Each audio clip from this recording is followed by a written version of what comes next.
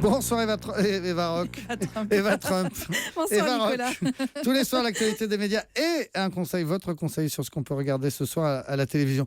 Vous nous parlez ce soir des nouvelles émissions politiques et d'une en particulier, celle de Laurence Ferrari qui va commencer un programme hebdomadaire sur C8. Est-ce qu'on sait à quoi va ressembler cette émission? Oui, enfin, on en sait un peu plus. Alors, Laurence Ferrari avait déjà dévoilé le nom de ce rendez-vous. Ça s'appellera Punchline.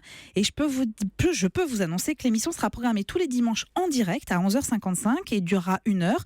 Alors, c'est un rendez-vous qui n'est pas sans rappeler Dimanche Plus, une autre émission politique que Laurence Ferrari a présentée sur Canal+, entre 2006 et 2008 et qu'elle coproduisait. Eh bien, bis repetita avec Punchline. Elle a créé une nouvelle société de production qui s'appelle Newstime et qui coproduira cette émission donc avec Éléphant et compagnie. Est-ce que ça ressemblera à ce qu'on connaît déjà en Eh termes ben, d'émissions politiques? C'est la grande question. Alors, on le verra le 18 septembre parce que c'est la date de la première émission. Sur le fond, en fait, l'émission va être composée de plusieurs moments. D'abord, un retour sur ce qu'on appelle les punchlines de la semaine, c'est-à-dire toutes ces petites phrases prononcées à longueur de journée par les politiques qui font le buzz, la polémique. Il y aura un portrait de l'invité, alors un portrait très anglais, avec un invité qui sera mis face à ses contradictions via des archives.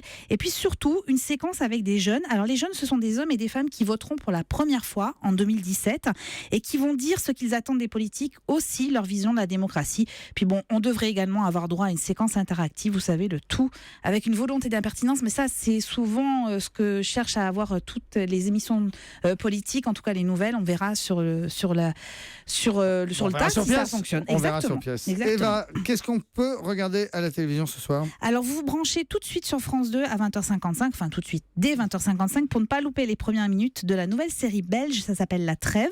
C'est un polar en 10 épisodes. 3 seront diffusés ce soir. On va être dans un petit village belge un peu paumé où vient d'arriver un flic et où on retrouve le corps sans vie d'un défenseur de l'équipe de foot locale. Ambiance avec un extrait de la bande-annonce. Il s'appelle Driss Hassani, c'est un Togolais. Il joue comme défenseur dans l'équipe à Heiderfeld. Vous pensez pas qu'il soit suicidé? Il m'a l'air fort abîmé pour un suicidé. Je sais pas ce qui vous intéresse dans cette mort, Peters. Mais faites pas de vagues. On n'a vraiment pas besoin de ça ici. C'est un petit village.